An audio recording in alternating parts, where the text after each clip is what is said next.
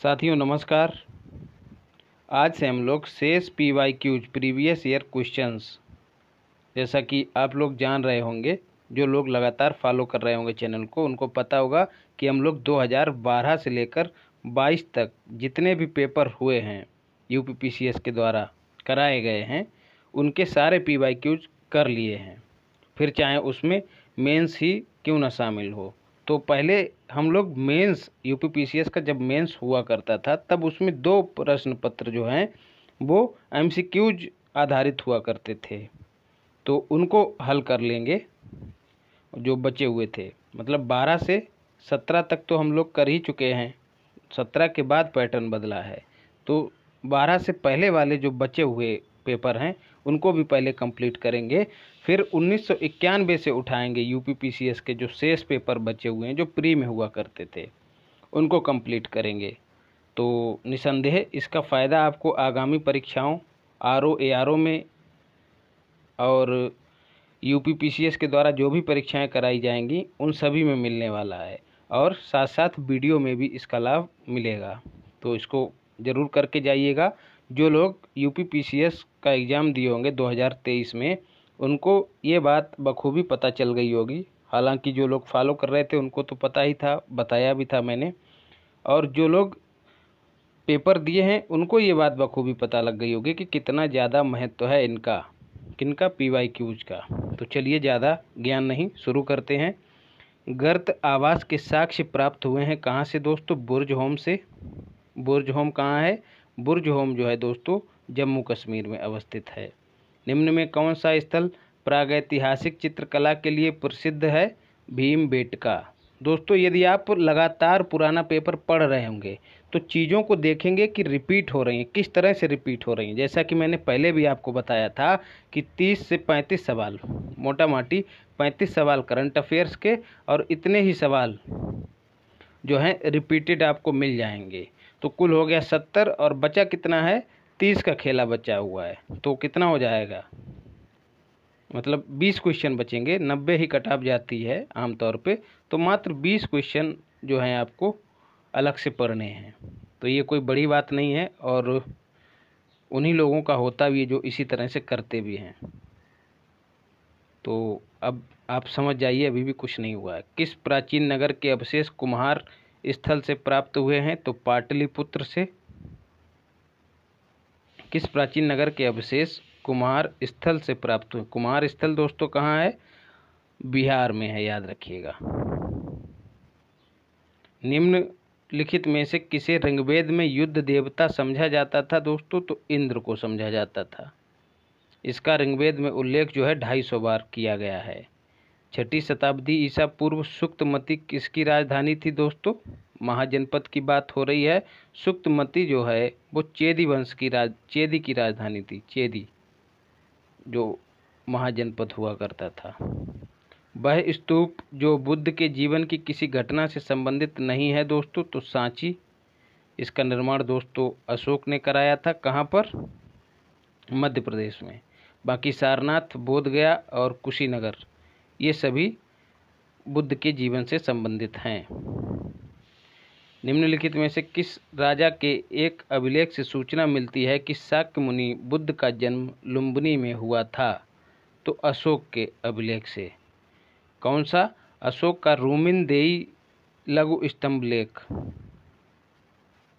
इसी से जानकारी प्राप्त होती है।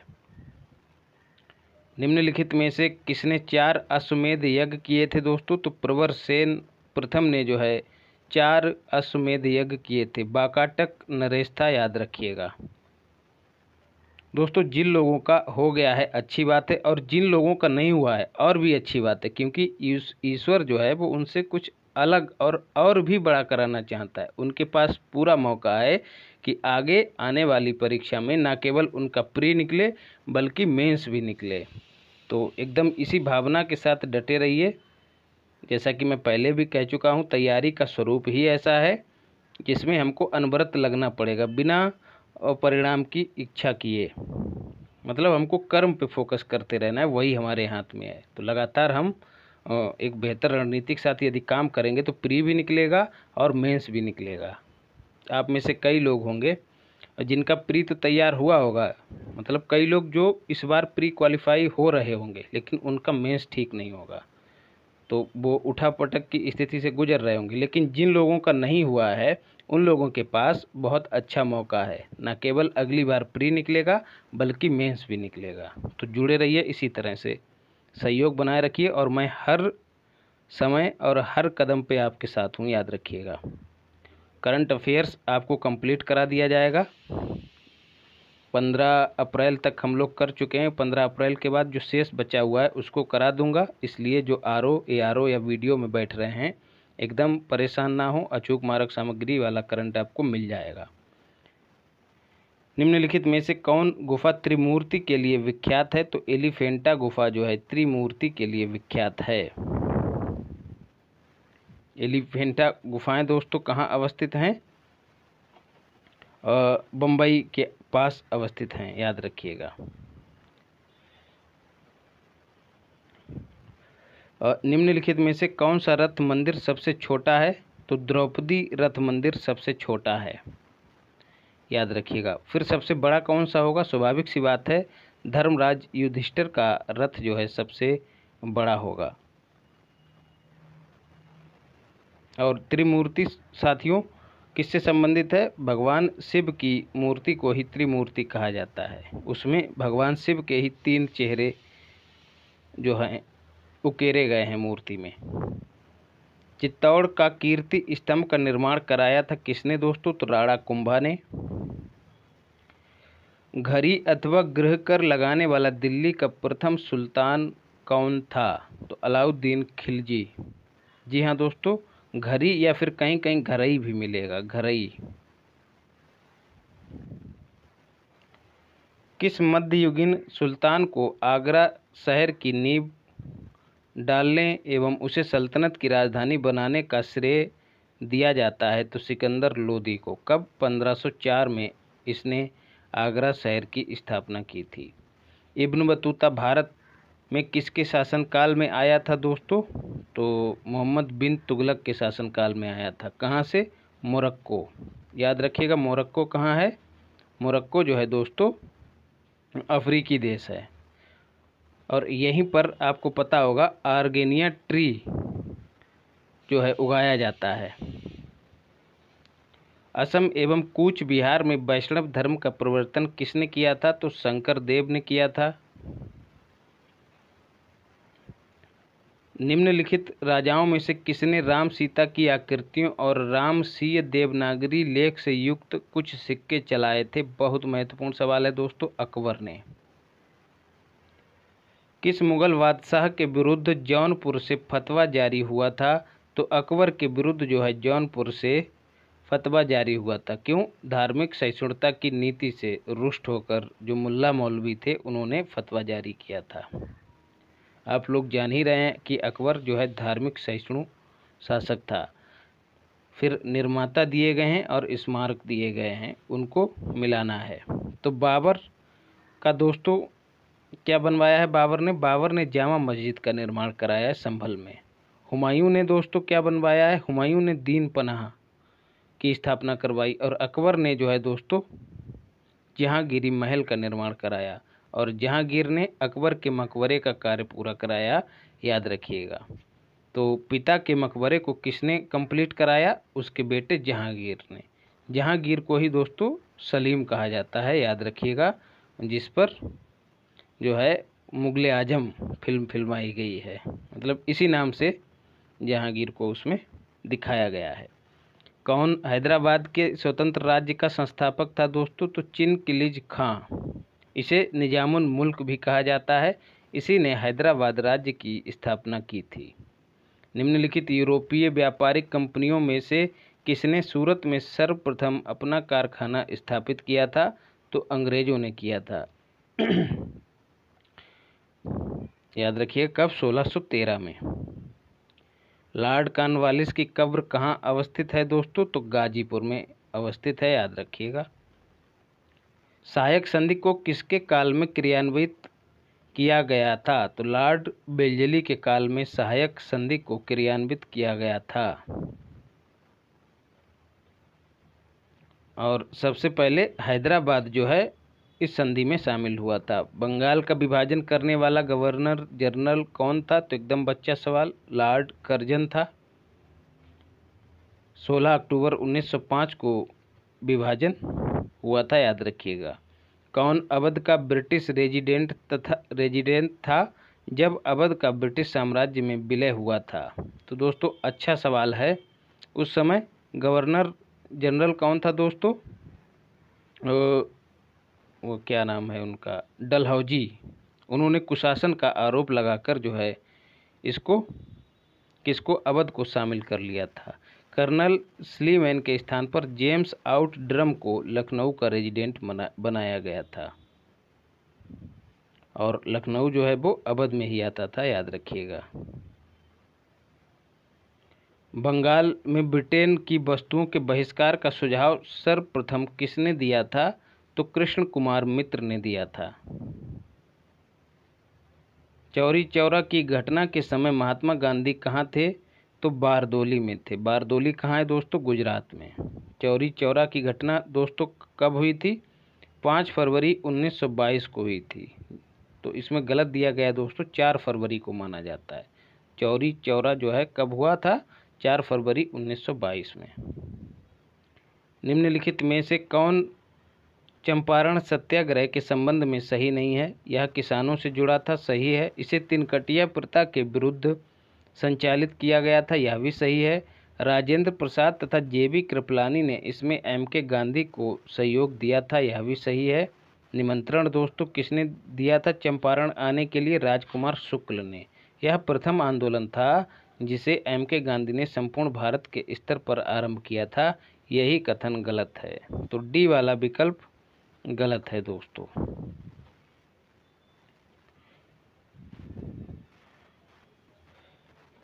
क्योंकि संपूर्ण भारत को नहीं लिया जा सकता है इसके संदर्भ में।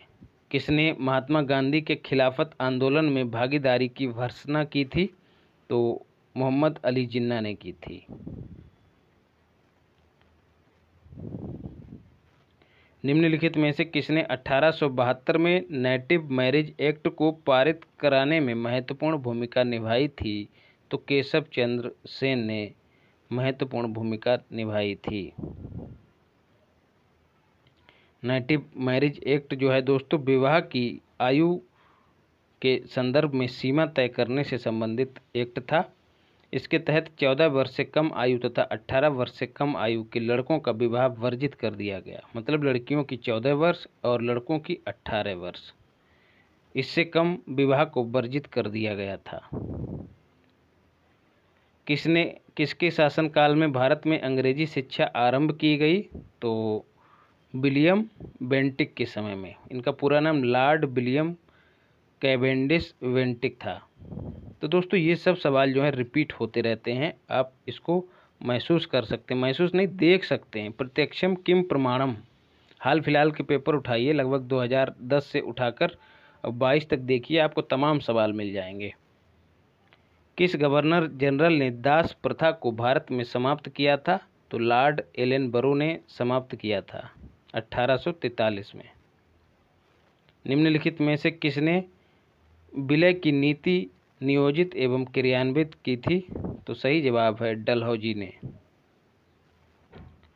उसने पंजाब व बर्मा का विलय किया और अवध को उसने जबरदस्ती अंग्रेजी साम्राज्य में मिला लिया, जो कि 1857 के विद्रोह के कारणों में से एक कारण बना।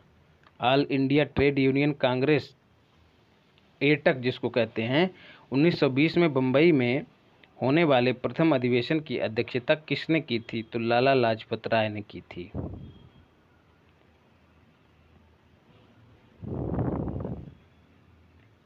फिर है निम्नलिखित में से कौन भारतीय राष्ट्रीय कांग्रेस में उदारवादियों से जुड़ा नहीं था? तो लाला लाजपत राय जो थे उदारवादियों से जुड़े नहीं थे।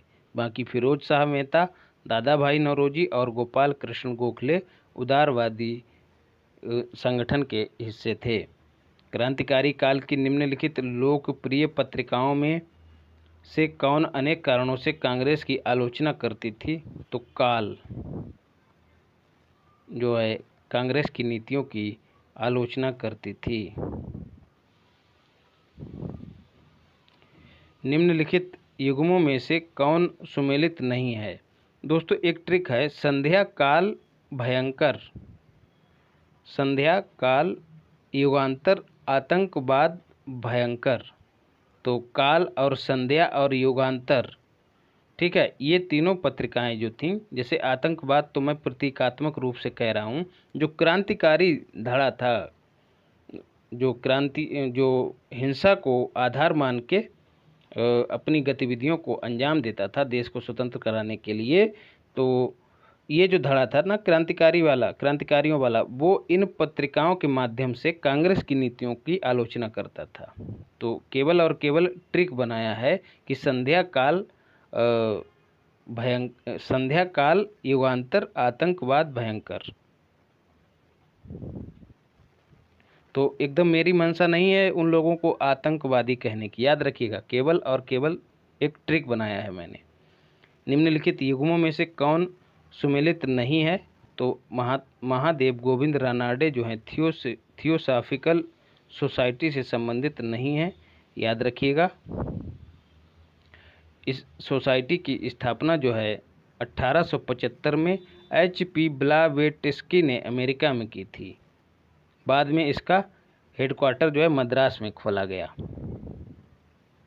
हरिजन सेवक संघ के संस्थापक अध्यक्ष कौन थे दोस्तों? तो G.D. बिड़ला जो हैं भारतीय हरिजन संघ के संस्थापक सदस्यों में से एक थे। गांधी जी ने जो है इसकी स्थापना की थी मुख्य रूप से। भारतीय राष्ट्रीय कांग्रेस की स्थापना के समय भारत का वायसराय कौन था? बच्चा सवाल, लॉर्ड डफरिन। 28 दिसंबर 1885 को स्थापना हुई थी। निम्नलिखित भारतीय राष्ट्रीय कांग्रेस के किस अधिवेशन में सुभाष चंद्र बोस दूसरी बार अध्यक्ष चुने गए थे? तो त्रिपुरी अधिवेशन में दूसरी बार अध्यक्ष चुने गए थे, त्रिपुरी अधिवेशन में। और इससे पहले हरिपुरा अधिवेशन में ये अध्यक्ष चुने गए थे पहली बार। तो 1938 में हरिपुरा अधिवेशन की अध्यक्षता की किसने? सुभाष चंद्र बोस ने। और 1939 में त्रिपुरी कांग्रेस वार्षिक अधिवेशन की अध्यक्षता करने के लिए उम्मीदवार बने, हालांकि विवाद के चलते इन्होंने इस्तीफा दे दिया था। निम्नलिखित भारतीय राष्ट्रीय कांग्रेस के अधिवेशनों में से किसमें कांग्रेस का लक्ष्य पूर्ण स्वराज घोषित किया गया? तो लाहौर अधिवेशन में यह लक्ष्य घोषित किया गया था। 1929 में हुआ था। अध्यक्षता किसने की थी दोस्तों? तो जवाहरलाल नेहरू ने। भारतीय राष्ट्रीय कांग्रेस से संबंधित निम्नलिखित घटनाओं पर विचार कीजिए। 1929 का भारतीय राष्ट्रीय कांग्रेस का लाहौर अधिवेशन एकदम सही है दोस्तों। इनको हमको व्यवस्थित करना है। 1929 में हुआ था। फिर गांधी इरविन समझौता जो है दोस्तों कब हुआ था? 1931 में। ये मार्च में हुआ था। बहुत ही सूक्ष्म दोस्तों अंतर है, याद रखिएगा, केवल और केवल महीने का अंतर है। तो लाहौर अधिवेशन दिसंबर में हुआ था, दिसंबर 1929 में। गांधी इरविन समझौता जो है दोस्तों मार्च 1931 में हुआ था, याद रखिएगा। तो दूसरे नंबर पर ये वाला विकल्प आ जाएगा। फिर भारतीय राष्ट्रीय कांग्रेस का कराची अधिवेशन कब हुआ था? 1931 में ही हुआ था, लेकिन ये जो है गांधी इरविन समझौते के बाद हुआ था। कब? 29 मार्च 1931 को हुआ था कराची अधिवेशन। और राजगुरु भगत सिंह को फांसी कब दी गई थी? 23 मार्च 1931 को। तो इस तरह से जब हम विकल्पों को व्यवस्थित करेंगे तो विकल्प तो ए उत्तर जो है सही हो जाएगा। कस्तूरबा एवं महादेव देसाई की समाधियां किस परिसर में स्थित हैं? तो आगा खां पैलेस, पूना में।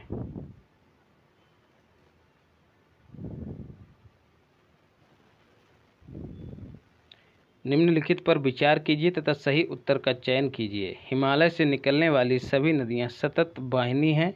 एकदम सही है दोस्तों, वर्ष भर इनमें जल बना रहता है। कारण क्या है? जैसे ही कारण आए तभी उसमें क्योंकि लगा दिया करिए, क्योंकि हिमालय अपनी वर्षा का अधिकांश दक्षिणी पश्चिमी मानसून से प्राप्त करते हैं। तो दोस्तों ये तो एकमात्र कारण नहीं है, एक और कारण क्या है? वहाँ पर ग्लेशियर्स पाए जाते हैं जो पिघलकर उसमें निरंतर जल की आपूर्ति को बनाए रखते हैं। तो कथन तो दोस्तों सही है और कारण भी सही है, लेकिन व्याख्या अच्छे से नहीं कर रहा है, तो विकल्प भी सही उत्तर हो जाएगा। वर्षा तो होती ही है, साथ ही साथ ग्लेशियर्स की भी भूमिका होती है। फिर दर्रे दिए गए हैं और राज्य दिए गए हैं। बनिहाल दर्रा जो है दोस्तों कहाँ है? जम्मू कश्मीर में। नाथुला दर्रा सिक्किम में है। नीति दर्रा उत्तराखंड में है। और सिपकीला दर्रा जो है हिमाचल प्रदेश में है। सिपकी भी आप कह सकते हैं। कोरी क्रीक कहाँ स्थित है दोस्तों? तो कच्छ के रण में स्थित है, याद रखिएगा। कावेरी नदी का उद्गम है दोस्तों क्या? ब्रह्मगिरी पहाड़ियों से कावेरी नदी का उद्गम है, याद रखिएगा।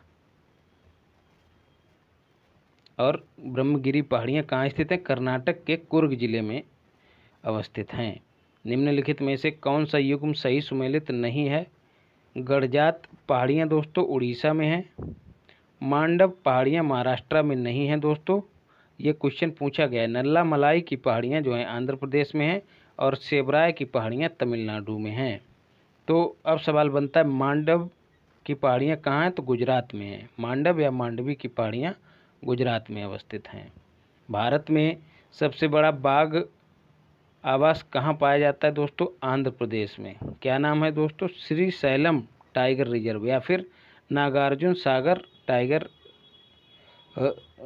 टाइगर रिजर्व दोस्तों, उसको श्री सैलम टाइगर रिजर्व भी कहते हैं, याद रखिएगा।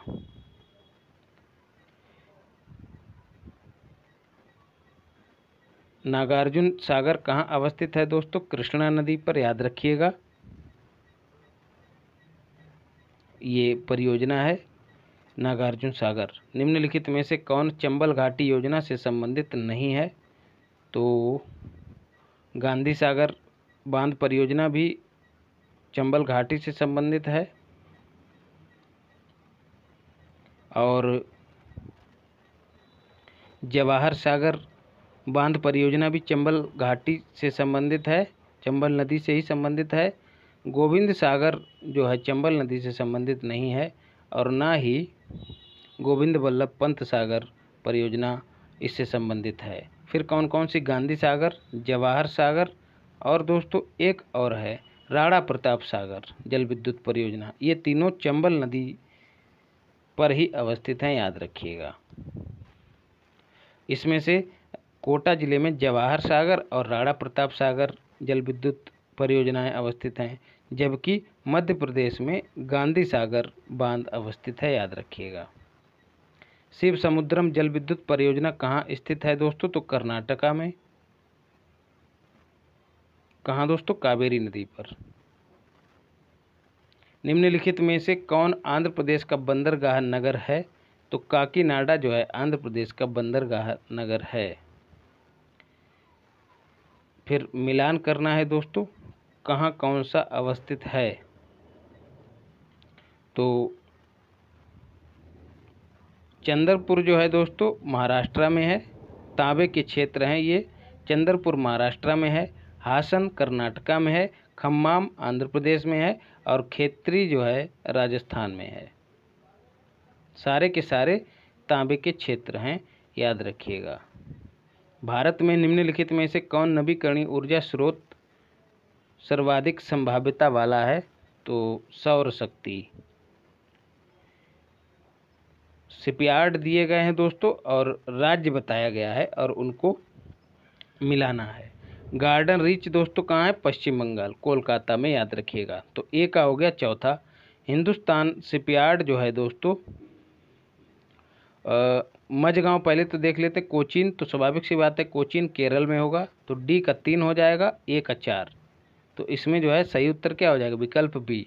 बचा क्या, हिंदुस्तान मझगांव डॉकयार्ड दोस्तों कहाँ है, या शिपयार्ड, महाराष्ट्र में। बचा क्या, बचा आंध्र प्रदेश। तो हिंदुस्तान शिपयार्ड कहाँ हो जाएगा, आंध्र प्रदेश में। याद रखिएगा, शिपयार्ड क्या होते हैं, जहाँ पर जहाज़ों की मरम्मत और निर्माण होता है और उनका ट्रायल भी होता है। किस राज्य में लिग्नाइट कोयला के विशालतम भंडार हैं दोस्तों, तो तमिलनाडु में। वर्तमान की बात करें तो वर्तमान में भी लिग्नाइट एक कोयले का टाइप है दोस्तों। लिग्नाइट कोयले के भंडार और उत्पादन दोनों ही मामलों में तमिलनाडु पहले नंबर पे है, याद रखिएगा। फिर सूची 1 को सूची 2 से मिलाना है। राजधानियां दी गई हैं। अजरबैजान की राजधानी दोस्तों बाकू है। कजाकिस्तान की राजधानी जो है अस्ताना हो गई है, लेकिन अब जो है इसकी राजधानी बदल कर क्या कर दी गई है, नूर सुल्तान। याद रखिएगा, नूर सुल्तान। और नूसंतारा दोस्तों किसकी राजधानी है, नूसंतारा जो है वर्तमान में इंडोनेशिया की राजधानी कर दी गई है, याद रखिएगा। इससे पहले जकार्ता हुआ करती थी इंडोनेशिया की राजधानी। फिर बचा क्या, लाटविया और गैम्बिया। गैम्बिया की राजधानी बांजुल है और लाटविया की राजधानी रिगा है। कौन शीतोष्ण कटिबंधीय मरुस्थल है दोस्तों, तो पेंटागोनियन मरुस्थल जो है शीतोष्ण कटिबंधीय मरुस्थल है। विश्व की सबसे गहरी झील कौन सी है दोस्तों, तो बैकाल झील है। फिर है सवाना का सर्वाधिक विस्तार है दोस्तों कहाँ, अफ्रीका महाद्वीप में सर्वाधिक विस्तार है। सवाना एक प्रकार की घास होती है। येलो स्टोन नेशनल पार्क कहाँ अवस्थित है, तो यूएसए में अवस्थित है, याद रखिएगा। और इसी पार्क में जो है ओल्ड फेथफुल गीजर भी अवस्थित है। विश्व में चांदी का सबसे बड़ा उत्पादक कौन सा है दोस्तों, मैक्सिको। वर्तमान में भी सबसे बड़ा उत्पादक चांदी का मैक्सिको ही है। और सबसे बड़ा भंडारण मतलब भंडार सर्वाधिक कहाँ अवस्थित हैं चांदी के, तो याद रखिएगा पेरू में। तो दोनों याद रखिएगा, भंडारण भी और उत्पादन भी। तो उत्पादक मैक्सिको और भंडारक पेरू। निम्नलिखित में से कौन से क्रियाशील ज्वालामुखी हैं, तो 2 और 4, इटना और विसुवियस। याद रखिएगा, दोनों ही क्रियाशील ज्वालामुखी हैं। याद कैसे रखना, इटना जो है टनाटन, इटना का टना, ये देखिए इटना का टना, टना का मतलब टनाटन, ठीक है। तो हमेशा टनाटन रहता है कि काहे के लिए, ज्वालामुखी उद्गार के लिए। निम्नलिखित नगरों में से कौन दूरतम उत्तर में अवस्थित है, तो रोम। जनसंख्या और नगरीकरण से देख लेते हैं। अनंतिम आंकड़ों के अनुसार उत्तर प्रदेश में उच्चतम साक्षरता दर वाला जनपद कौन सा है, तो गौतम बुद्ध नगर। ये दोस्तों अंतिम आंकड़ों के अनुसार भी सर्वाधिक साक्षरता वाला जनपद है गौतम बुद्ध नगर। और सबसे कम साक्षरता उत्तर प्रदेश में कहाँ है, तो श्रावस्ती में। याद रखिएगा, श्रावस्ती में। इसी को दोस्तों कहते हैं MDA, multi dimensional approach. Pre की दृष्टि से मल्टी डायमेंशनल अप्रोच के साथ हम लोग इसको हल करते हैं, तैयार करते हैं। जहाँ पर भी करंट अफेयर्स को अपडेट करने की बात होती है उसको अपडेट कर देते हैं। जो भी आंकड़ा, जैसे कि अभी हम लोगों ने चांदी के संदर्भ में देखा, और जो भी महत्वपूर्ण फैक्ट इधर उधर से होता है उसको भी आपको उपलब्ध कराता हूँ। फिर अनंतिम आंकड़ों के अनुसार निम्नलिखित में से उत्तर प्रदेश के किस जनपद की जनसंख्या न्यूनतम है, तो महोबा की।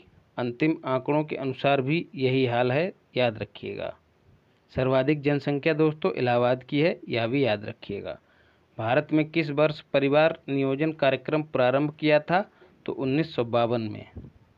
लेकिन जनसंख्या के मामले में हम लोग दूसरे नंबर पर बने हुए हैं। हालांकि अब जो है भारत चीन को पीछे छोड़ चुका है। निम्नलिखित में से कौन सा देश सर्वाधिक अनुकूलन लिंगानुपात वाला है? तो स्वीडन। जनसंख्या के अंतिम आंकड़ों के अनुसार निम्नलिखित में से किस राज्य में जनसंख्या घनत्व सबसे कम है? तो अरुणाचल प्रदेश में। कितना है ये भी कभी कभी पूछ लिया जाता है, तो 17।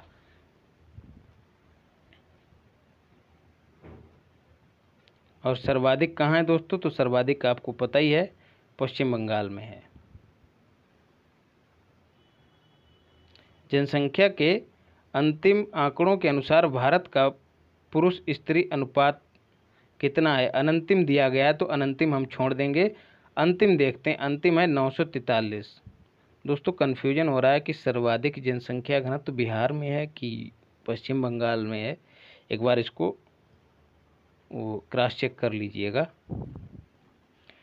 जनगणना के अनुसार अंतिम आंकड़ों के अनुसार राज्यों में उनके बालकों के लिंग अनुपात का अवरोही क्रम क्या होगा?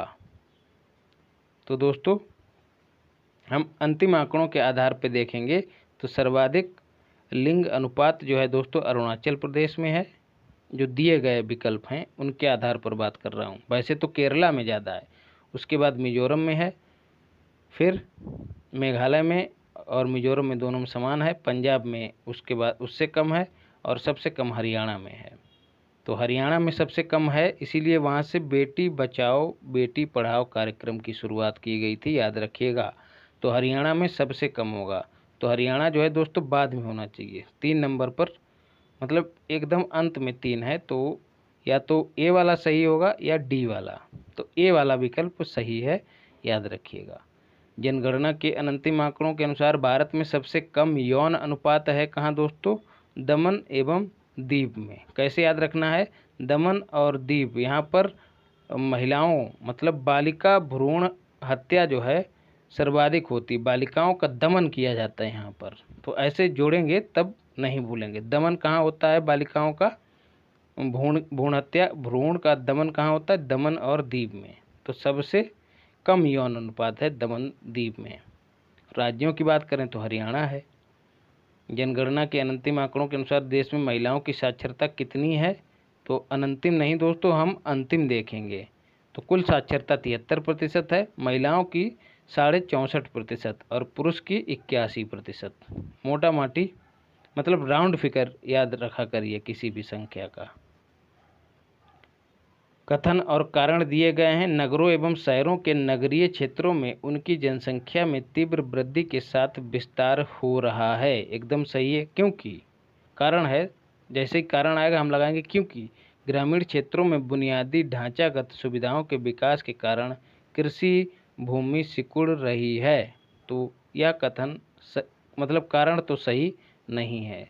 तो सही जवाब इसका क्या हो जाएगा दोस्तों? ए और आर दोनों सही है, किंतु व्याख्या सही नहीं है। एक मिनट, पहला तो ठीक ही है, आर किस तरह से सही? ग्रामीण क्षेत्रों में बुनियादी ढांचागत सुविधाओं के विकास के कारण कृषि भूमि सिकुड़ रही है। हाँ, कुछ हद तक कहा जा सकता है कि बुनियादी ढांचागत निर्माण हो रहा है। तो केवल और केवल कृषि भूमि सिकुड़ रही है यह कारण नहीं है, इसके सिवाय और भी कारण हैं, जैसे कि उच्च शिक्षा की तलाश या बेहतर शिक्षा की तलाश में लोग प्रायः एक स्थान को छोड़ देते हैं, मतलब शहरों की ओर पलायन कर जाते हैं, और अच्छे स्वास्थ्य की चाह में लोग पलायन कर जाते हैं, है ना। अच्छे जीवन शैली की चाह में लोग पलायन कर जाते हैं शहरों की ओर। तो ये सब कारण और भी हैं, इसलिए कथन कारण दोनों सही, लेकिन एकदम व्याख्या नहीं करता है कारण। अफ्रीका का सर्वाधिक जनसंख्या वाला देश कौन सा है? तो नाइजीरिया। लोकसभा के प्रथम अध्यक्ष कौन थे दोस्तों? तो मावलंकर जी जो थे, जीबी मावलंकर जी जो थे प्रथम अध्यक्ष थे लोकसभा के, याद रखिएगा। भारतीय अर्थव्यवस्था को देखते हैं। पहला सवाल, भारतीय अर्थव्यवस्था वर्णित की जा सकती है एक विकासशील अर्थव्यवस्था के रूप में। निम्नलिखित राज्यों में से किसमें गरीबी रेखा के नीचे जनसंख्या का निम्नतम प्रतिशत मिलता है? तो दिल्ली में दोस्तों। इसको अपडेट नहीं किया गया है दोस्तों, दिल्ली में मिलता है। बहुआयामी गरीबी की बात करें तो उत्तर प्रदेश तीसरे नंबर पे है, याद रखिएगा। सर्वाधिक बहुआयामी गरीबी से ग्रस्त राज्य कौन सा है, तो झारखंड, JKD मतलब झारखंड। योजना आयोग द्वारा अप्रैल 2011 में प्रसारित आंकड़ों के अनुसार भारत में 2009 से 10 में गरीबी का प्रतिशत घटकर कितना हो गया, तो 32%। इस तरह के सवाल अब नहीं पूछे जाएंगे क्योंकि अब तो योजना आयोग ही नहीं है। हाँ, नीति आयोग यदि कुछ करता है तब सवाल बन सकता है। भारत में सामुदायिक विकास कार्यक्रम कब प्रारंभ किया गया, तो 2 अक्टूबर 1952 को। फिर किस योजना को प्रेरित संरचित करके भारत सरकार ने जून 2011 में राष्ट्रीय ग्रामीण आजीविका मिशन के रूप में प्रवर्तित किया है, तो स्वर्ण जयंती ग्राम स्वरोजगार योजना को। इसकी शुरुआत 1999 में की थी, मिलान करने के लिए दे दिया जाता है अक्सर इसको। प्रथम पंचवर्षीय योजना की प्राथमिकता क्या थी, कृषि क्षेत्र का विकास। 11वीं पंचवर्षीय योजना की अवधि क्या थी दोस्तों, तो 2007 से 12, और 12वीं की क्या थी, 12 + 5 मतलब 2012 से 17। भारत में मिल निर्मित कपड़े का सर्वाधिक उत्पादन कहाँ से प्राप्त होता है, तो महाराष्ट्र से। निम्नलिखित देशों में कौन अपने चीनी उत्पादन का सर्वाधिक प्रतिशत निर्यात करता है, तो मॉरीशस। वर्तमान संदर्भ में बात करें तो भारत उपभोक्ता चीनी को उपभोग मतलब चीनी का उपभोग करने के मामले में और उत्पादन करने के मामले में चौथे स्थान पे है, विश्व में पहले स्थान पे है। यदि निर्यात की बात करें तो भारत दूसरे स्थान पे है, याद रखिएगा। फिर सवाल बन सकता है कि पहले स्थान पे चीनी का सबसे बड़ा निर्यातक कौन सा है, तो याद रखिएगा ब्राज़ील। दूसरे स्थान पर भारत। तो एक सवाल यहाँ से बन सकता है। भारत में चावल का आधिक्य उत्पादक कौन सा है दोस्तों, राज्य पंजाब। तो ये उस समय सही था लेकिन वर्तमान में सही नहीं है। वर्तमान में चावल का सबसे बड़ा उत्पादक राज्य जो है वो वेस्ट बंगाल है। पश्चिम बंगाल, दूसरे नंबर पर यूपी है और तीसरे नंबर पर पंजाब है, याद रखिएगा। ये क्रम आपसे पूछ लिया जाता है।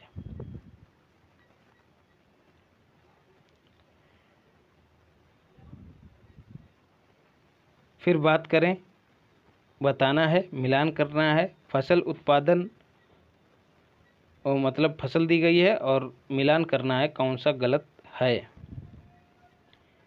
मतलब बताना है कि कौन सा गलत है। आलू उत्पादन के मामले में उत्तर प्रदेश अग्रणी है, पहले स्थान पे है।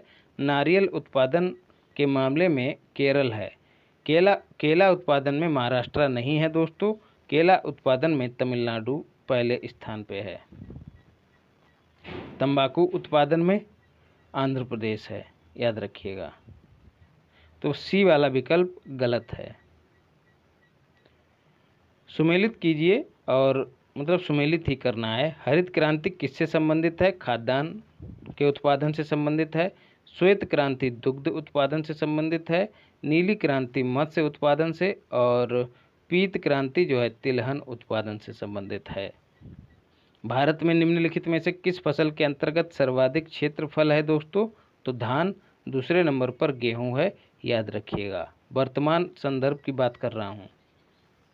अमन धान उगाया जाता है दोस्तों कब से कब, नवंबर से दिसंबर में। वीडियो में ये सवाल रिपीट हो सकता है। भारत में वित्त आयोग का गठन किया जाता है दोस्तों 5 वर्षों के लिए। अनुच्छेद 280 में इसके गठन का प्रावधान है। कौन करता है, राष्ट्रपति। दोस्तों जिन लोगों का नहीं हुआ है एकदम घबराने की आवश्यकता नहीं है। सबसे पहले तो आरओ पे लग जाना है, उसके बाद पुनः मेंस पे लगना है। याद रखना है आरओ के साथ साथ यूपीपीसीएस का मेंस भी धीरे धीरे हमको तैयार करते रहना है। निम्नलिखित आयोग के विशेषज्ञ पैनल ने हाल में ही कर लगाने योग्य आय पर उपकर की संस्तुति की है। उस समय करंट अफेयर्स का सवाल था दोस्तों, तो शिक्षा के विस्तार के लिए। बैंक दर से अभिप्राय उस ब्याज दर से है जो बैंक द्वारा ऋण लेने वालों से ली जाती है। बैंक दर बैंक द्वारा ऋण लेने वालों से ली जाती है। ये दोस्तों मुझे लगता है कि गलत जवाब दिया है इन्होंने। आरबीआई जो है जब वाणिज्यिक बैंकों को ऋण देती है तो जो दर रहती है उसी को बैंक दर कहते हैं। तो डी वाला विकल्प सही होना चाहिए। तो आरबीआई द्वारा व्यापारिक बैंकों को दिए जाने वाले ऋणों पर ली जाती, तो डी विकल्प इसका सही होगा, इसमें सुधार कर लीजिएगा। वे पंजीकृत निर्यातक जिनका अनेक वर्षों तक निर्यात निष्पादन उच्च स्तरीय रहा है किस नाम से जाने जाते हैं? स्टार व्यापार गृह के रूप में।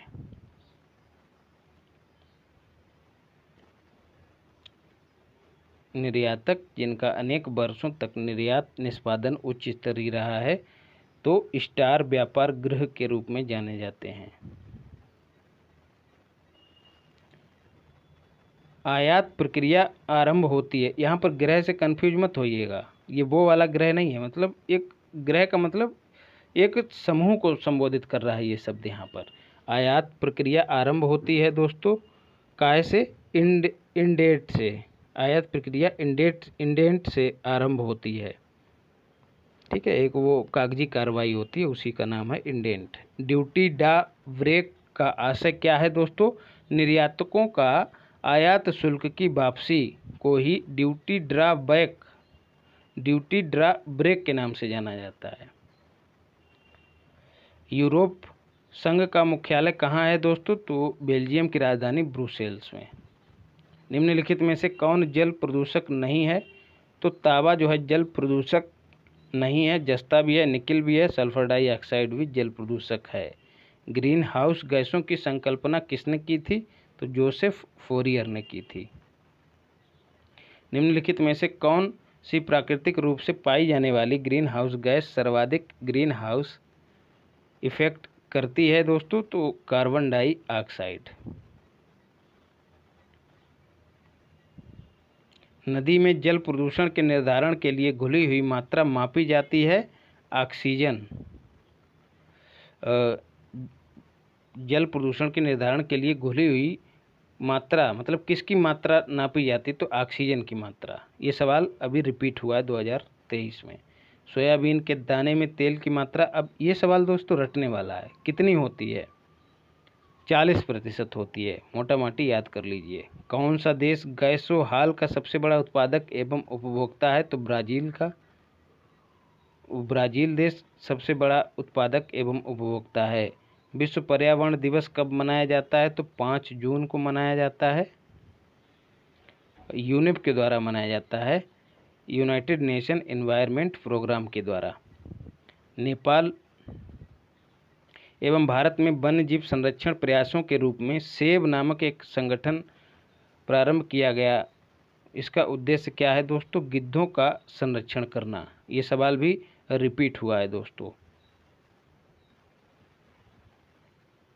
राष्ट्रीय पर्यावरण अभियांत्रिकी शोध संस्थान, बहुत ही रिपीट होने वाला प्रश्न है, कहाँ अवस्थित है? नीरी की बात करते हैं। नीरी नागपुर, नीरी में भी ना है और नागपुर में भी ना है, तो नीरी नागपुर ऐसे याद रखिएगा। वन ह्रास का मुख्य कारण क्या है दोस्तों? तो कृषि का विकास जो है दिए गए विकल्पों में वन ह्रास का मुख्य कारण है। कृषि के लिए जो है वनों की कटाई हो रही है। कोयला, पेट्रोल, डीजल आदि का दहन मूल स्रोत है दोस्तों काहे का? वायु प्रदूषण का। निम्नलिखित में से कौन सी जल प्रबंधन युक्ति भारत में लागत का अधिकतम देने वाला है वर्षा के जल संचयन में? वर्षा जल का यदि संचयन किया जाता है तो भारत में लागत का अधिकतम प्राप्त होगा, याद रखिएगा। यूपी से देख लेते हैं। सेंट्रल ड्रग इंस्टीट्यूट कहाँ अवस्थित है दोस्तों? लखनऊ में। सेंट्रल लेप्रोसी इंस्टीट्यूट आगरा में।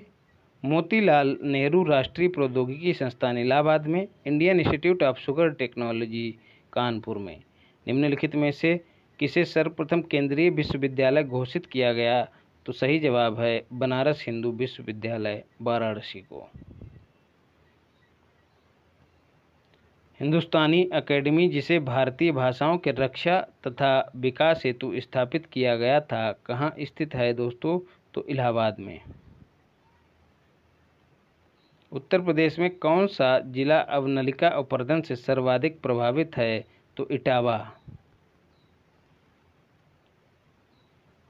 उत्तर प्रदेश में कल्प योजना काहे से संबंधित है? तो प्राथमिक शिक्षा से संबंधित है। मुख्य लक्ष्य क्या है?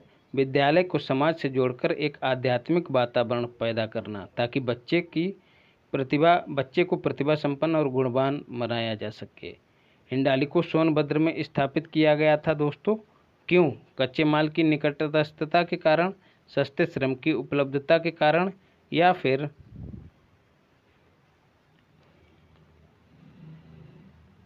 देश के अन्य भागों के साथ परिवहन की सुविधा के कारण, सस्ती जल विद्युत शक्ति की उपलब्धता के कारण। तो डी वाला विकल्प सही हो जाएगा। और जल विद्युत उपलब्धता कैसे यहाँ से मिलती है दोस्तों? गोविंद बल्लभ सागर परियोजना से। उत्तर प्रदेश में आंवले का सर्वाधिक उत्पादन किस जिले में होता है? तो प्रतापगढ़ में। ठुमरी गायिका गिरिजा देवी का संबंध किस घराने से है? तो बनारस घराने से। पहाड़िया जनजाति निवास करती है दोस्तों कहाँ? सोनभद्र में। उत्तर प्रदेश में नॉलेज पार्क की स्थापना कहाँ की जा रही है? तो ग्रेटर नोएडा में। सैयद सालार मेला कहाँ आयोजित होता है दोस्तों? तो बहराइच में।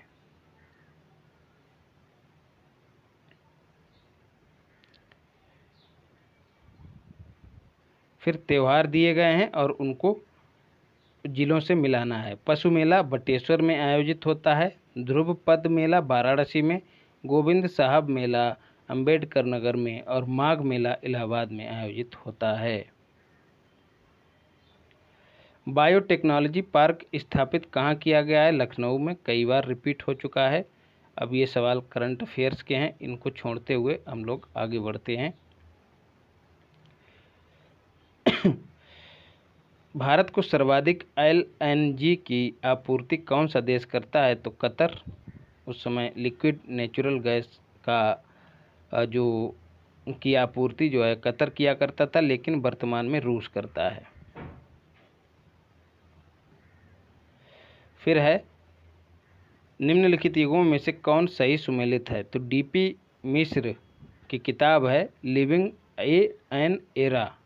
लिविंग एन एरा जो है DP मिश्र की किताब है, याद रखिएगा। डिस्कवरी ऑफ इंडिया दोस्तों किसकी है? जवाहरलाल नेहरू की। इंडिया डिवाइडेड राजेंद्र प्रसाद की है। द इंडियन स्ट्रगल जो है किसकी है? सुभाष चंद्र बोस की है। स्प्रिंगिंग टाइगर पुस्तक किसके द्वारा लिखी गई दोस्तों? तो ह्यू तोए के द्वारा स्प्रिंगिंग टाइगर लिखी गई है। ये सवाल भी रिपीट हुआ है। निम्नलिखित वृक्षों में से कौन पारिस्थितिकी मित्र नहीं है? तो यूकेलिप्टिस। इसको आतंकवादी पौधा भी कहा जाता है। भारतीय उद्यमिता विकास संस्थान कहाँ अवस्थित है दोस्तों? तो नई दिल्ली में, याद रखिएगा। अब जो है दूसरा पेपर देख लेते हैं। जैसा कि आपको पहले भी बता चुका हूँ कि 2017 तक UPPCS की मुख्य परीक्षा में 2 पेपर MCQs फॉर्मेट में हुआ करते थे। तो पहला हम लोग कर चुके हैं, अब दूसरा कर रहे हैं। निम्नलिखित में से किस राज्य में तांबा का सबसे अधिक भंडार है दोस्तों? राजस्थान। वर्तमान में भी यही स्थिति है। पृथ्वी के चुंबकीय क्षेत्र का कारण क्या है? भ्रूकोट के अंदर की चक्रक धाराएं। जी हाँ, चक्रक धाराएं जो हैं चुंबकीय क्षेत्र का कारण हैं। सौरमंडल का सबसे बड़ा ग्रह बृहस्पति है। सौरमंडल का सबसे छोटा ग्रह बुध है, सही है। सौरमंडल का सर्वाधिक चमकीला शुक्र है। और सौरमंडल का मंदतम गति वाला ग्रह मंगल है। यही कथन सही नहीं है, याद रखिएगा।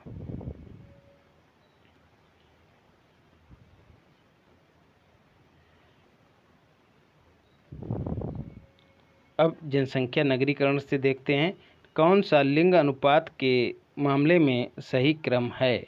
तो सबसे बेहतर प्रदर्शन लिंगानुपात के मामले में बांग्लादेश का है, फिर पाकिस्तान का, फिर भारत का, और फिर चौथे नंबर पर चीन का है, याद रखिएगा। भारत में बाल जनसंख्या का लिंग अनुपात वर्ष 1961 से निरंतर घट रहा है। 2011 तक की बात करें तो निरंतर घट रहा है। तो ये प्रश्न आज भी प्रासंगिक है, याद रखिएगा। जनगणना के 11 के अंतिम आंकड़ों के अनुसार किसमें प्रति 1000 पुरुषों पर महिलाओं की संख्या सबसे कम है? देखिए पुनः रिपीट कर दिया है। दमन कहाँ होता है सर्वाधिक? दमन और दीव में। याद रखिएगा, दमन, दीव और दादर नगर हवेली को मिला के एक ही केंद्र शासित प्रदेश का दर्जा दे दिया गया है। निम्नलिखित अधिनियमों में से किस अधिनियम के फलस्वरूप बर्मा भारत से अलग हुआ था? तो गवर्नमेंट ऑफ इंडिया एक्ट 1935 के आधार पर बर्मा को भारत से अलग किया गया। बर्मा किसका प्राचीन नाम है दोस्तों? म्यांमार का। भारतीय संविधान सभा की पहली बैठक कब हुई थी? तो 9 दिसंबर 1946 को। मूल अधिकारों से संबंधित संविधान के किस अनुच्छेद में प्रत्यक्ष रूप से बालकों के शोषण का उल्लेख किया गया है? तो अनुच्छेद 24 में। भारत के नागरिकों के मूल कर्तव्यों का समावेशन है किसमें दोस्तों? तो संविधान के भाग 4 का में, 4A में। निम्नलिखित में से कौन सा एक व्यय भारत की संचित निधि पर आधारित नहीं है? तो भारत के प्रधानमंत्री के वेतन और भत्ते का व्यय संचित निधि पर आधारित नहीं है, याद रखिएगा। 266 में, अनुच्छेद 266 में संचित निधि का उल्लेख है। इस निधि से राष्ट्रपति, सर्वोच्च न्यायालय, न्यायाधीश और कैग जैसे पदाधिकारियों के वेतन दिए जाते हैं। प्रधानमंत्री को संसद सदस्य के रूप में वेतन प्रदान किया जाता है, जिसका उल्लेख जो है अनुच्छेद 106 में किया गया है। तो याद रखिएगा, प्रधानमंत्री को संचित निधि से वेतन नहीं दिया जाता है। भारत के राष्ट्रपति चुने जाते हैं दोस्तों केवल राज्यसभा से, केवल लोकसभा से, या फिर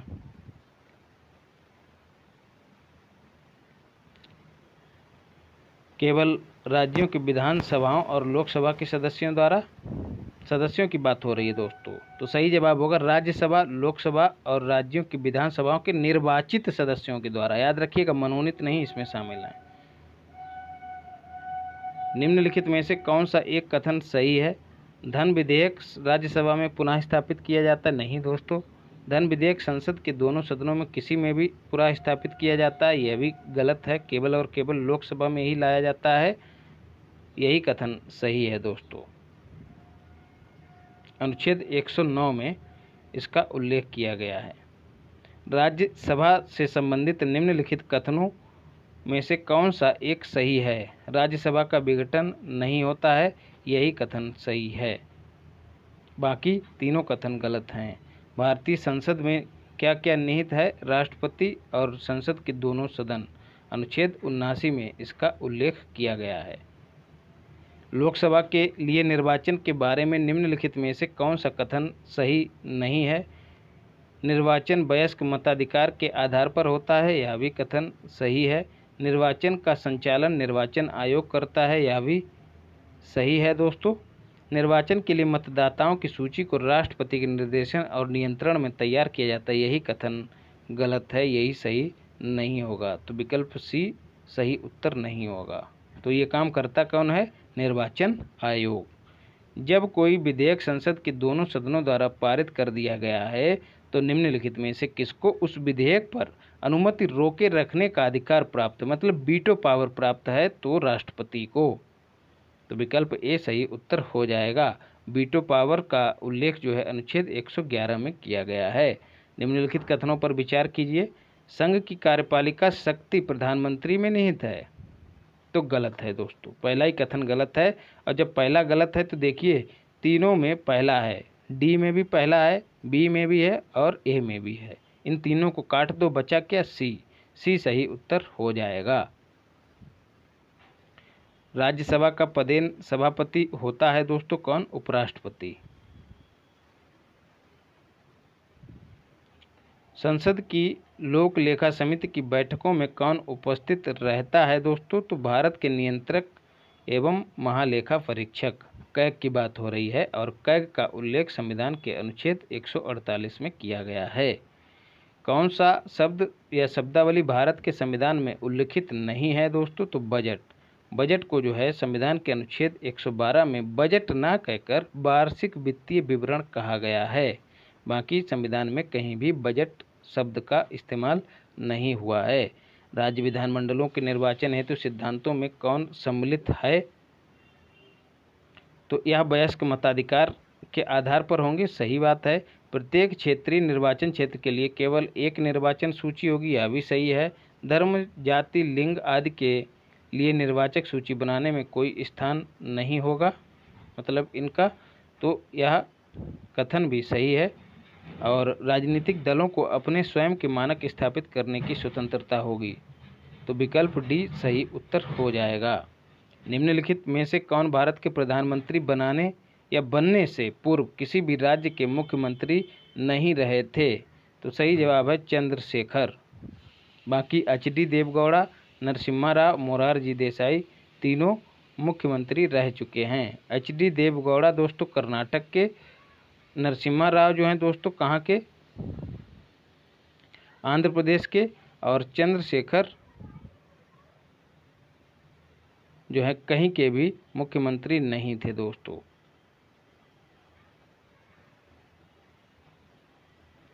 फिर सूची 1 को सूची 2 से मिलाना है। तो अनुच्छेद 54 राष्ट्रपति के निर्वाचन की बात करता है, याद रखना है। और अनुच्छेद 155 राज्यपाल की नियुक्ति से संबंधित है। अनुच्छेद 164 मुख्यमंत्री की नियुक्ति से संबंधित है। और अनुच्छेद 75 जो है प्रधानमंत्री की नियुक्ति से संबंधित है। तो विकल्प बी सही उत्तर हो जाएगा। निम्नलिखित में से कौन सा कथन नए राज्यों के निर्माण के बारे में सही नहीं है? तो इस प्रकार की विधि को अनुच्छेद 368 के प्रयोजनों के लिए संविधान का संशोधन समझा जाएगा, यही कथन सही नहीं है दोस्तों। इसे 368 के तहत संशोधन नहीं समझा जाएगा। बाकी क्या क्या होगा? इस विधि में संविधान की पहली अनुसूची और चौथी अनुसूची में संशोधन होगा, यह कथन सही है। विधि द्वारा एक नए राज्य का निर्माण संसद कर सकती है, यह कथन भी सही है। और इस प्रयोजन के लिए विधेयक संसद में तब तक पुनः स्थापित नहीं किया जा सकता जब तक इसे उस राज्य के विधानमंडल को निर्दिष्ट नहीं कर दिया गया है जिसके क्षेत्र या सीमाओं का इस पर प्रभाव पड़ेगा। निम्नलिखित राज्यों में से किसके लिए संविधान के अनुच्छेद 371 के अंतर्गत विशेष प्रावधान किया गया है? तो महाराष्ट्र और गुजरात। उच्चतम न्यायालय द्वारा सुनाए गए निर्णय या दिए गए आदेश के पुनर्विलोकन के बारे में कौन सा कथन सही है? तो सीधे सही वाला देख लेते हैं। उच्चतम न्यायालय को अपने द्वारा सुनाए गए निर्णय या दिए गए आदेश का पुनर्विलोकन करने की शक्ति प्राप्त है, यही कथन सही है। फिर है निम्न पर विचार करना है, कथन और कारण दिया गया है दोस्तों। स्थानीय निकायों को वित्तीय सहायता प्रदान करने हेतु उपायों पर विचार करने के संबंध में संघीय वित्त आयोग की कोई भूमिका नहीं है, गलत है दोस्तों, भूमिका है। संविधान के 73वें और 74वें संविधान संशोधन के बावजूद स्थानीय शासन संविधान के 7वीं अनुसूची के अंतर्गत राज्य विषय ही बना हुआ है, तो यह कथन सही है। तो इस प्रकार विकल्प डी उत्तर हो जाएगा। तो ये जो पंचायती राज है वो किसका विषय है? राज्य सूची का, याद रखिएगा। भारत ने समवर्ती सूची की संकल्पना उद्धृत की है दोस्तों, कहाँ के संविधान से? ऑस्ट्रेलिया के संविधान से। निम्नलिखित में से कौन सा एक कथन राज्य सूची के विषय के संबंध में विधि बनाने की संसद की शक्ति के बारे में सही नहीं है? तो राज्य को घोषित करना होगा कि ऐसा करना राष्ट्रहित में है। एक मिनट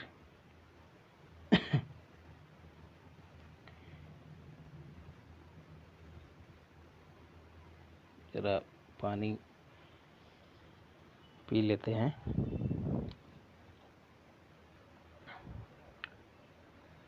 हाँ, निम्नलिखित में से कौन सा एक कथन राज्य सूची के विषय के संबंध में विधि बनाने की संसद की शक्ति के बारे में सही नहीं है? मतलब संसद किन किन विषयों पर, राज्य सूची के विषयों पर कानून बना सकती है। तो पहला, राज्यसभा को घोषित करना होगा कि ऐसा करना राष्ट्रहित में है। यदि राज्यसभा ये घोषित कर देती है कि कोई मुद्दा राष्ट्रहित का है तो संसद राज्य सूची पर कानून बना सकती है। राज्यसभा को उपस्थित और मत देने वाले सदस्यों में से कम 2/3 सदस्यों द्वारा समर्थित संकल्प पारित करना होगा, तब ऐसा संसद करेगी। क्या मतलब? राज्य के विषय पर कानून बनाएगी। तो यह कथन भी सही है। ऐसी विधि संपूर्ण भारत या उसके किसी भाग के लिए बनाई जा सकती है, बिल्कुल सही है। राज्य सूची में सम्मिलित विषय के संबंध में राष्ट्रीय हित में विधि केवल राज्यसभा बना सकती है, यही कथन गलत है दोस्तों। केवल और केवल राज्यसभा नहीं बना सकती है। निम्नलिखित में से कौन सा विषय भारतीय संविधान की 7वीं अनुसूची को सूची 3 समवर्ती सूची में शामिल निम्नलिखित में से कौन सा विषय भारतीय संविधान की 7वीं अनुसूची की सूची 3 समवर्ती सूची में शामिल है?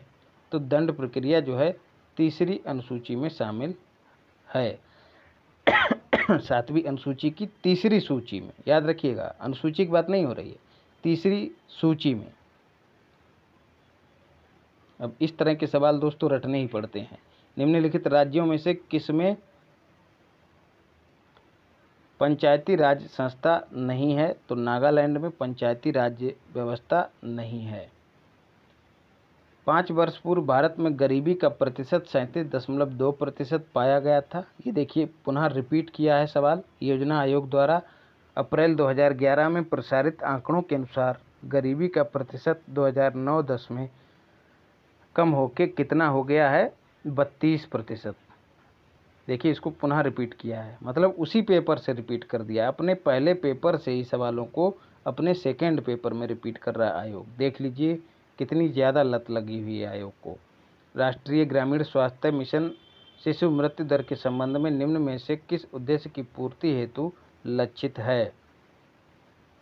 2014 तक 30 प्रति हजार जीवित जन्मों का लक्ष्य जो है राष्ट्रीय ग्रामीण स्वास्थ्य मिशन का रखा गया है। संघीय बजट, ये करंट अफेयर का सवाल है दोस्तों। सर्वाधिक धन का आवंटन पूछ लिया गया है, इसको छोड़ देंगे। और दोस्तों, करंट अफेयर्स अचूक मारक सामग्री से कितना फंसा है, ये मुझे किसी से कहने की आवश्यकता नहीं है। जो लोग फॉलो किए हैं वो इसके खुद गवाह हैं। अब मैं सबका स्क्रीनशॉट ले लेकर जो मैसेज किए हैं, कमेंट किए हैं, तो ये तो मैं नहीं करूँगा। आप देख सकते हैं कमेंट बॉक्स में जाकर कि कितना हेल्पफुल हुआ है लोगों को। निम्नलिखित ग्रामीण अवस्थापना क्षेत्रों में से कौन केंद्रीय सरकार की भारत निर्माण योजना से आच्छादित नहीं है? तो सफाई का प्रबंध करना जो है ग्रामीण मतलब भारत निर्माण योजना से संबंधित नहीं है। फिर क्या क्या है? सिंचाई, सड़क, जलापूर्ति, भवन निर्माण, ग्रामीण विद्युतीकरण और ग्रामीण टेलीफोन, ये 6 घटक जो हैं भारत निर्माण योजना से संबंधित हैं। इस योजना की शुरुआत 2005 में की गई थी। तो दोस्तों, अचूक मारक सामग्री सच में अचूक है, उसको छोड़ा नहीं जा सकता है।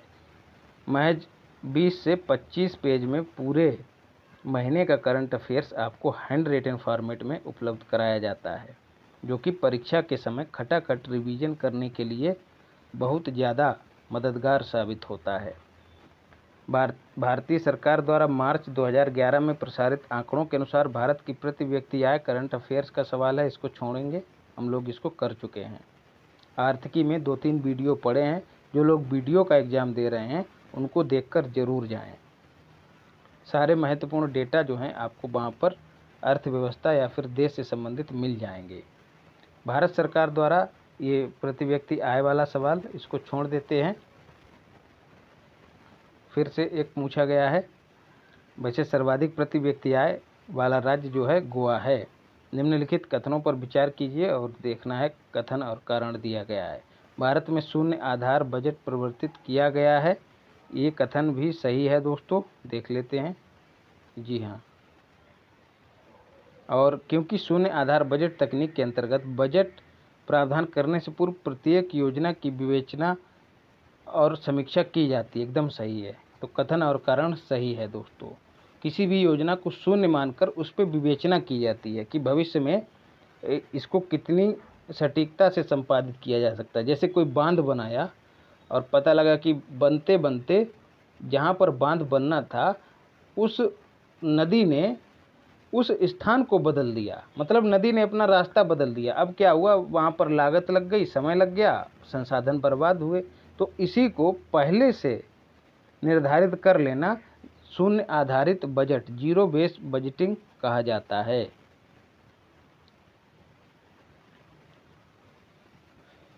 तो जीरो बेस बजटिंग 2000 में लागू किया गया था, याद रखिएगा। निम्नलिखित में से कौन सी खरीफ की फसल नहीं है? बच्चा सवाल है। चना जो है खरीफ की फसल नहीं है, ये रबी की फसल है। बाकी धान, अरहर, मक्का तीनों खरीफ की फसलें हैं। किस राज्य में 31 मार्च 11 को पंजीकृत कारखानों की संख्या सर्वाधिक थी? तमिलनाडु। आज भी ये, माफ़ कीजिएगा, महाराष्ट्र। और आज भी यही सही है। 2006 में पारित अधिनियम के अनुसार सूक्ष्म उपक्रमों के लिए निवेश की सीमा कितनी है दोस्तों? तो 10 लाख रुपए। इसको मैं आपको करा चुका हूँ और ये सीमा बदल गई है दोस्तों, मुझे एग्जैक्ट याद नहीं आ रहा है। आपको कराया है मैंने, PYQs में ही कराया है, और चूंकि गलत इन्फॉर्मेशन देना नहीं चाह रहा हूँ इसलिए एक बार इसको देख लीजिएगा। PYQs ही यदि आप करेंगे, संभवतः 2015 के बाद ये क्वेश्चन आपको बताया है मैंने। 2015 के बाद जो भी PYQs कराए हैं उनमें इस क्वेश्चन की व्याख्या विधिवत रूप से आपको मिल जाएगी। सूक्ष्म, लघु और मध्यम तीनों के संदर्भ में आंकड़े उपलब्ध कराए गए हैं। एशिया का प्रथम निर्यात प्रसंस्करण क्षेत्र 1965 में कहाँ स्थापित किया गया था? कांडला में। भारत में आवासीय कीमतों का सूचकांक रेजिडेक्स किस वर्ष प्रारंभ किया गया था? तो 2007 में। 2007 में। वर्तमान में स्टेट बैंक ऑफ इंडिया को छोड़कर भारत में सार्वजनिक क्षेत्र के बैंकों की संख्या कितनी है? 19। यह कथन गलत है दोस्तों, वर्तमान में 12 ही सार्वजनिक क्षेत्र के बैंक बचे हैं, याद रखिएगा। निम्न मतलब किस तारीख को नए थोक मूल्य सूचकांक को, जिसका आधार वर्ष 2004-5 है, जारी किया गया? तो 1 जनवरी 2011 को। निम्नलिखित में से किस एक को भारत के 13वें वित्त आयोग ने केंद्रीय करों की सृजित आय को राज्यों के मध्य बंटवारे की संस्तुति करते समय सर्वाधिक भार दिया है? तो जनसंख्या को, याद रखिएगा। जिसमें ज़्यादा जनसंख्या होगी उसी को जो है ज़्यादा आवंटन मिलेगा। निम्नलिखित में से कौन सा कथन सही नहीं है? RBI देश का केंद्रीय बैंक है, सही है।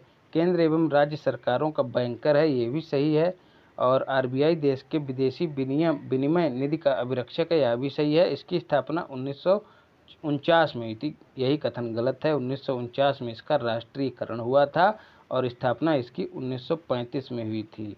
RBI एक्ट 1934 के तहत, याद रखिएगा। भारत में कागजी मुद्रा प्रथम बार कब शुरू हुई थी? तो 1862 में। निम्नलिखित में से कौन सा एक मौद्रिक नीति का उद्देश्य नहीं है? मूल्य स्थिरता मौद्रिक नीति का उद्देश्य है। आर्थिक स्थायित्व भी है। आय एवं परिसंपत्तियों का सामयिक वितरण भी है। विदेशी विनिमय दर स्थिरता जो है इसका उद्देश्य नहीं है, याद रखिएगा।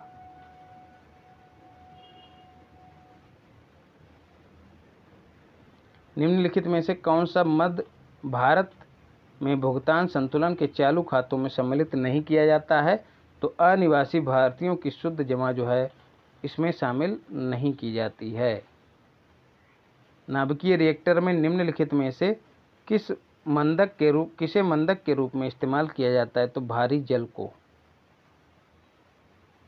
1 माइक्रोन की लंबाई कितनी होती है दोस्तों? तो 10⁻⁻4 सेंटीमीटर। आकाश नीला क्यों दिखाई देता है? प्रकाश के प्रकीर्णन के कारण आकाश नीला दिखाई देता है। फिर है, डेसिबल इकाई का प्रयोग किस संदर्भ में किया जाता है? ध्वनि की तीव्रता को नापने के लिए डेसिबल का इस्तेमाल किया जाता है। कमरे में लगा हुआ वातानुकूल क्या नियंत्रित करता है? AC की बात हो रही है दोस्तों, तो ये आर्द्रता और ताप दोनों को नियंत्रित करता है, याद रखिएगा। खतरे के संकेत के लिए लाल प्रकाश का प्रयोग क्यों किया जाता है दोस्तों? क्योंकि यह आँखों के लिए आरामदायक है या कथन गलत है।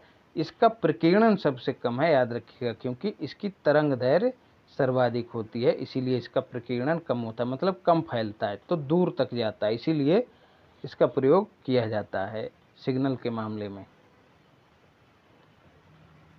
किसी व्यक्ति का पूरा प्रतिबिंब देखने के लिए एक समतल दर्पण की न्यूनतम ऊंचाई कितनी होनी चाहिए? तो उसके प्रतिबिंब की मतलब उसकी लंबाई की आधी, याद रखिएगा। किसी व्यक्ति का पूरा प्रतिबिंब देखने के लिए एक समतल दर्पण की न्यूनतम ऊंचाई कितनी होनी चाहिए? तो व्यक्ति की ऊंचाई की आधी। जी हाँ, विकल्प बी सही उत्तर है। निम्नलिखित में से कौन सा हास्य गैस लाफिंग गैस के रूप में जाना जाता है? तो देखिए, यह प्रश्न भी 2023 में रिपीट हुआ है। Nitrous oxide N2O। कौन सा रसायन फल पकाने के लिए इस्तेमाल किया जाता है? तो कैल्शियम कार्बाइड, याद रखिएगा, इसको आमतौर पर लोग कार्बेट भी कहते हैं। कौन सी एक वायु प्रदूषक गैस है और जीवाश्म ईंधन के ज्वलन स्वरूप उत्पन्न होती है? तो सही जवाब है सल्फर डाइऑक्साइड। ट्रांसफार्मर का उपयोग किस उद्देश्य से किया जाता है? प्रत्यावर्ती धारा विभव को ऊंचाई अथवा अपचाई करने के लिए इसका इस्तेमाल किया जाता है, याद रखिएगा। ये सवाल भी रिपीट हुआ है कई बार। पुच्छल तारे की पूंछ की दिशा सदैव होती है किधर दोस्तों? सूर्य से दूर की ओर होती है, याद रखिएगा। निम्नलिखित में से किसका भारत में ऊर्जा उत्पादन में सर्वाधिक अंश है दोस्तों? तो जल ऊर्जा, ऊष्मीय ऊर्जा, परमाणु ऊर्जा या उपयुक्त सभी के बराबर अंश हैं। तो सही जवाब इसका हो जाना चाहिए विकल्प बी। देख लेते हैं, एक मिनट, विकल्प बी में है क्या? जल ऊर्जा नहीं दोस्तों, ऊष्मीय ऊर्जा की बात हो रही, मतलब सौर ऊर्जा की। तो सौर ऊर्जा की बात नहीं हो रही दोस्तों, थर्मल ऊर्जा की बात हो रही है, ऊष्मीय ऊर्जा की। तो विकल्प सी सही उत्तर हो जाएगा। निफेंथिस खासियाना नामक दुर्लभ एवं आपाती पौधों को पाया जाता है कहाँ? मेघालय में। नेफेंथिस ये घटपर्णी पौधे हैं दोस्तों, और ये नाइट्रोजन जहाँ कम होती है, कीटभक्षी पौधा है निफेंथिस, जहाँ नाइट्रोजन कम होती है मृदा में, वहाँ पर ये पाए जाते हैं, याद रखिएगा। तो मेघालय में पाया जाता है। अफीम पोस्त पौधे के किस भाग से प्राप्त होता है? तो अधपके फल से चीरा लगाकर प्राप्त किया जाता है। निम्नलिखित मसालों में कौन सी एक पुष्प कलिका होती है? तो लौंग जो है एक पुष्प कलिका होती है, याद रखिएगा। नीचे दिए गए पौधे दिए गए हैं और उनके खाद्य भाग को मिलाना है। अदरक प्रकंद होता है, उसका खाद्य भाग, प्याज का मांसल पर्ण होता है, आलू का मूल होता है, नारियल का भ्रूण पोष खाया जाता है, याद रखिएगा। निम्नलिखित में से किस युग्म की बीमारियों का कारण विषाणु है दोस्तों? तो पोलियो और बर्ड फ्लू जो है विषाणु या फिर वायरस की वजह से होता है। उड़ने वाले जीवों में कौन सा पक्षी वर्ग में नहीं आता है दोस्तों? तो चमगादड़ पक्षी वर्ग में नहीं आता है, बाकी चील, कौवा, तोता पक्षी वर्ग में आते हैं। फिर चमगादड़ मैमेलिया वर्ग में आता है, याद रखिएगा। अस्थि एवं दंत निर्माण हेतु कौन सी किन की आवश्यकता होती है? तो कैल्शियम और फास्फोरस की आवश्यकता होती है। कौन सा पादप हार्मोन नहीं है दोस्तों? तो इंसुलिन हार्मोन पादप हार्मोन नहीं, बाकी साइटोकाइनिन, इथिलीन, जिब्रेलिन जो हैं पादप हार्मोन हैं। और इंसुलिन मानव शरीर में पाया जाने वाला हार्मोन है, जो कि शुगर को कंट्रोल करता है। सीटी स्कैन करने में कौन सी किरणें प्रयोग की जाती हैं? तो एक्स किरणें। कभी कभी सीटी स्कैन की फुल फॉर्म भी पूछ ली जाती है, तो कंप्यूटेड टोमोग्राफी स्कैन इसकी फुल फॉर्म है, याद रखिएगा। निम्नलिखित में से किसके प्रयोग से आंखों के निकट दृष्टि दोष को दूर किया जाता है? तो अवतल लेंस के द्वारा जो है निकट दृष्टि दोष को दूर किया जाता है। विटामिन B12 में दोस्तों क्या पाया जाता है? आयरन और हीमोग्लोबिन। एक मिनट दोस्तों, ये गड़बड़ हो गया है। क्लोरोफिल दोस्तों उसमें मैग्नीशियम होता है, याद रखिएगा, तो सी का 1 हो गया है। फिर चेल्कोपायराइट जो है कॉपर का अयस्क है, याद रखिएगा, तो डी का 3 हो गया है। हीमोग्लोबिन आयरन से संबंधित है और विटामिन B12 कोबाल्ट से संबंधित है। तो इस तरह से विकल्प ए सही उत्तर हो जाएगा। यकृत रोग हेपेटाइटिस बी का कारक है क्या दोस्तों? DNA वायरस, याद रखिएगा। एजोला बहुधा जैव उर्वरक के रूप में प्रयोग किया जाता है क्योंकि इसका सहचारी है क्या? नील हरित शैवाल। देखिए 2023 में भी रिपीट हुआ है, याद रखिएगा। और इसका जो है इस्तेमाल धान के खेतों में किया जाता है नाइट्रोजन की आपूर्ति को सुनिश्चित करने के लिए। ब्लूटूथ तकनीकी अनुमति देती है किसकी दोस्तों? उपकरणों के बीच वायरलेस संचारण की अनुमति देती है ब्लूटूथ। भारत द्वारा विकसित ICBM को किसकी मारक क्षमता? इंटरकॉन्टिनेंटल बैलिस्टिक मिसाइल की बात हो रही है। किसकी मारक क्षमता 2000 किलोमीटर से अधिक है? उसे क्या नाम दिया गया? तो अग्नि सेकेंड।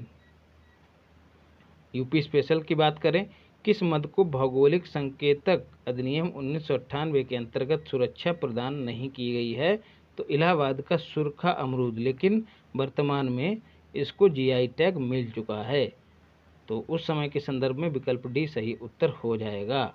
तो अब जो है रीजनिंग और गणित के सवाल हैं दोस्तों, इनको छोड़ते हुए आगे बढ़ते हैं। करंट अफेयर्स को भी छोड़ देते हैं और विविधा पर आते हैं, मिसलेनियस पर। निम्नलिखित में से कौन सी विशेषता भारतीय राजतंत्र की नहीं है? सत्तावादी सरकार भारतीय राजतंत्र की विशेषता नहीं है। भारत में राजतंत्र तो है ही नहीं दोस्तों, लोकतंत्र होना चाहिए था। यहाँ पर पार्टियां दी गई हैं और उनके गठन का वर्ष पूछ लिया गया है। तो CPI का गठन 1920 में हुआ था, CPM का गठन 1964 में और AIADM के 1972 में, तेलुगु देशम पार्टी 1982 में और हाल ही में मुलायम सिंह जी का निधन हुआ है। उन्होंने सपा की स्थापना कब की थी? कम नहीं भाई, कब की थी? सपा की स्थापना 1992 में की थी, याद रखिएगा, पूछा जा सकता है। लोकहितवाद की संकल्पना का उद्गम देश कौन सा है दोस्तों? USA, याद रखिएगा। PIL की बात हो रही है। निम्नलिखित में से किसने सुझाव दिया था कि भारत की स्वतंत्रता के बाद भारतीय राष्ट्रीय कांग्रेस को एक राजनीतिक दल के रूप में भंग कर दिया जाए? मतलब ये प्रश्न ही इनकम्प्लीट लगता है। कांग्रेस को एक राजनीतिक दल के रूप में भंग किया जाए, किसने ये कहा था दोस्तों? तो गांधी जी ने कहा था, याद रखिएगा। गांधी जी चाहते थे कि राजनीतिक दल के रूप में इसकी छवि ना बने। PVR सिनेमा की फुल फॉर्म पूछ ली जाती है, प्रिया विलेज रोड शो इसकी फुल फॉर्म है। तो दोस्तों ये दोनों पेपर हम लोगों ने कंप्लीट कर लिए हैं। जिन लोगों ने चैनल को सब्सक्राइब नहीं किया है वो लोग कर लीजिए और लोगों तक वीडियो को शेयर करिए ताकि और भी ज़्यादा लोग जुड़ सकें। और फिर हम लोग, यदि दोस्तों समय मिल पाया, देखिए मेरा भी मेंस लगा हुआ है, फिर भी और कई लोगों ने मैसेज किया है, कमेंट भी किया है कि RO के लिए मार्गदर्शन करते रहिए। तो निश्चिंत रहिए, करंट अफेयर्स आपको उपलब्ध कराऊंगा, PYQs दे ही रहा हूं। और संभवतः यदि समय मिला तो हिंदी को कम से कम कवर कर लेंगे हम लोग। हिंदी मेंस की बात कर रहा हूँ, करने का प्रयास करेंगे, नहीं तो ज़्यादातर कंटेंट प्री ओरिएंटेड ही रहेगा दोस्तों। आप लोग समझ सकते हैं कि मेंस में किस तरह से और किस स्तर तक मेहनत की डिमांड रहती है। तो चैनल को सब्सक्राइब करिए, वीडियो को लाइक करिए और शेयर करिए। मिलते हैं अगली क्लास में, धन्यवाद।